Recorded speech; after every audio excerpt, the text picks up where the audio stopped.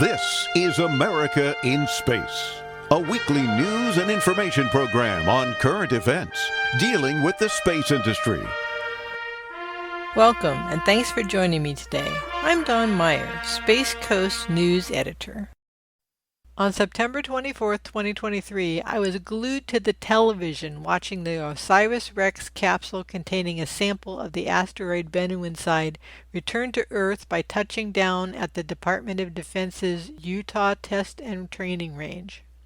I was fascinated to watch that sample being returned from an asteroid, and now it's at its permanent home at the Johnson Space Center in Houston.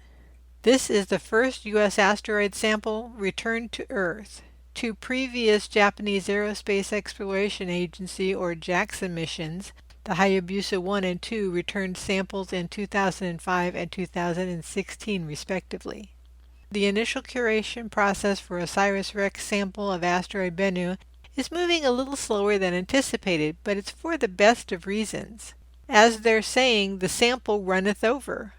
There's an abundance of material found when the science canister lid was removed earlier last month that has meant that the process of disseminating the TAG-SAM or Touch and Go sample acquisition mechanism head, which holds the bulk of the material from the asteroid, is off to a methodical start. The mission has been 7 years in the making, from the initial launch in 2016 to the sample collection in 2020 to the return on September 24, 2023, and it's been quite an ordeal. Here is Dr. Becky Smethurst, astrophysicist at the University of Oxford, to describe the OSIRIS-REx mission. Let's start with a little quick recap on OSIRIS-REx. So the mission was launched on the 8th of September 2016 on an Atlas V rocket from Cape Canaveral in Florida in the USA. And liftoff of OSIRIS-REx. And it arrived at Bennu a few years later in December 2018.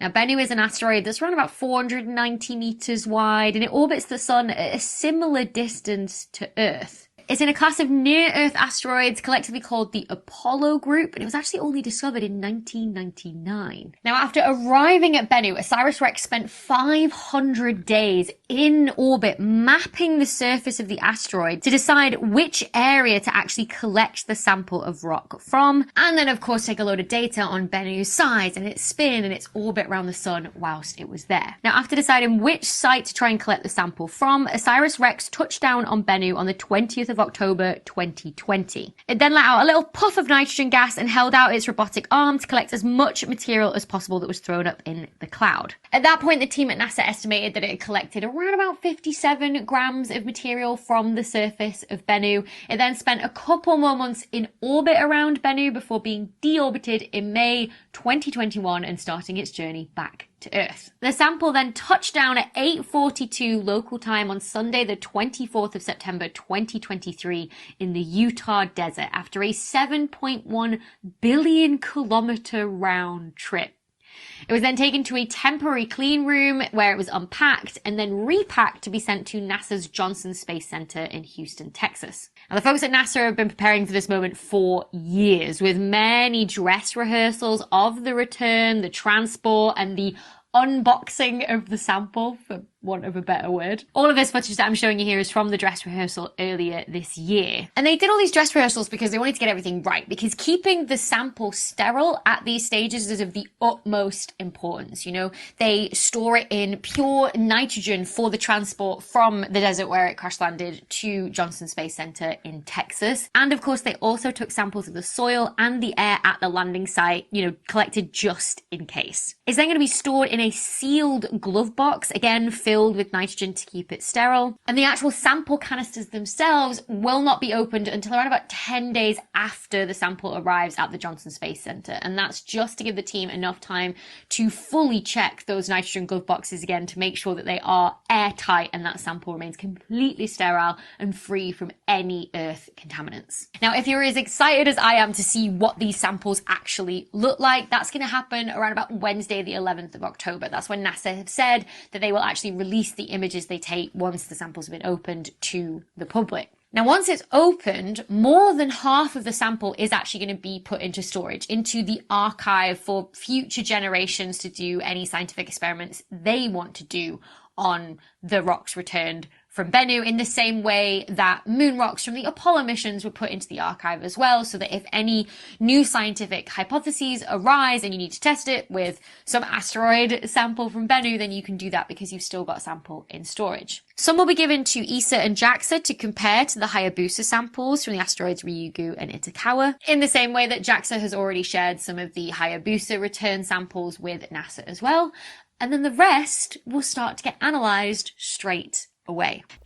They are referring to the extra sample material as bonus asteroid Bennu particles because they weren't expecting it. After the collection event on Bennu 3 years ago, scientists expected they would find some asteroid material in the canister outside the TAGSAM head. However, the actual amount coating the inside of the canister lid and the base that surrounds the TAGSAM is even more than they anticipated. Here's Dante Loretta, the principal investigator on OSIRIS-REx, to explain how they received so much extra material. Yeah, I mentioned earlier that Bennu's the trickster asteroid, and that was one of the final tricks. When we went in to collect the sample, Scott talked about it earlier, we had these great computer animations of what we thought was going to happen as we were going to hit a solid surface, basically, and grab the material right off the top. But when you look at this amazing footage, you can see that we really moved a lot of material there. I like to use the analogy of one of those ball pits at a kid's playground, right? We just sunk right into that asteroid surface with almost no resistance whatsoever. And we went in, about a foot and a half, like the length of my arm, down into the subsurface of the asteroid, where we predicted we might go down an inch or so at the most. So it was very soft. And as we analyzed the data, we realized that's because the density was incredibly low. It's about 1/6 the bulk density of your average rock on Earth, and about 1/2 the density of water ice, which is one of the lowest density major solid materials that we know of in the solar system. So Bennu really surprised us in a good way in this case, because we went so deep and we were in contact with the asteroid for a lot longer than we expected. We got a lot more material than we had designed the mission to. Scott Sanford, the science lead for the sample return, and Dante Loretta are describing a few of the plethora of tests that would be done on the sample and bonus sample at the Johnson Space Center. So I know we have over 200 scientists using about 60 different analytical techniques, and the OSIRIS-REx science investigation really is astrophysics, astrochemistry, astrobiology, planetary formation, stellar evolution. Scott alluded to those interstellar grains, which formed in nucleosynthetic environments in ancient stars, and probably things we haven't thought of before, right? Because they're available to the world, these materials, and there's people asking questions that this science team hasn't addressed yet. So if it involves outer space, then you'll be able to work with the Bennu samples to come up with some answers to your questions. And part of the power of having the sample back is that 20 years from now, if someone has a new technique, they can take the sample out and measure it all over again with a new technique. So these things will just keep giving. And so, with this question of how many fields are involved, well, maybe there'll be new fields in 10 years that we don't have a name for yet, and they'll get to measure it too. So, Dante mentioned how many analytical techniques we're going to apply to these samples, and they're frankly quite amazing. I mean, there are people basically counting atoms of different elements or even isotopes, tearing these rocks apart down at the atomic scale, and there'll be people worried about these rocks at the molecular scale, and there'll be people worried about these rocks at the mineralogical scale for minerals, and the petrologists will want to know which minerals are next to other minerals, because that tells you something about the environment and puts constraints on what has happened. And they're all amazing in their own right. I mean, they all provide information which is really unique. That's why we're using them all. So I'd be hard pressed to say one's better than any of the others. What will really be powerful is the use of all of them in combination, because then you can see, every technique will see some things that make sense and some things that puzzle them, and the things that puzzle them may be addressable by information that comes from another technique. And so sharing our data, putting it all together, is going to allow us to figure some things out that no individual technique would sort out. I don't think we'll discover any new elements, but what we may find are new minerals, which are combinations of elements that occur under environmental conditions that may not happen on the surface or the interior of the Earth. So the chemical elements are very well understood, but the minerals, you can always find new minerals, because these are very different, literally alien environments compared to what we have here on Earth. And we do find a lot of unique minerals in meteorites that don't occur in terrestrial environments. And I wouldn't be surprised if we pull something out of Bennu that we haven't seen before in that regard. It's how the atoms are arranged in crystal structures to make a mineral. And the analysis will continue for decades to come, as Dante Loretta said. Yeah, I'm really proud of the OSIRIS-REx legacy already. We've done a phenomenal job characterizing asteroid Bennu at a higher resolution than any other planetary body in the solar system. So that already is unprecedented. And of course, we brought that sample back down to Earth, and it's going to be here at NASA's Johnson Space Center for decades into the future. Sample return is the gift that just keeps on giving. We're going to have a great science analysis program over the next 2 years, but there's going to be people in the future that are going to be smarter with better instruments and building on the knowledge that we've accumulated. So I expect for the rest of my life, I will be reading papers about the analysis of samples from Bennu and being surprised and learning new things by all the clever people in the future that are going to ask those great questions and get those amazing answers. And I certainly do look forward to what they find as well. Thank you for joining me. Remember each Tuesday to join David Denault for America's Return to Space, and join me every Friday for America in Space.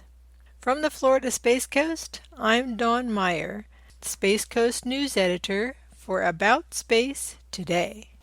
Thanks for listening. Be sure to share our program with your family and friends and follow us on Facebook. Join us each week for news and information on America in Space.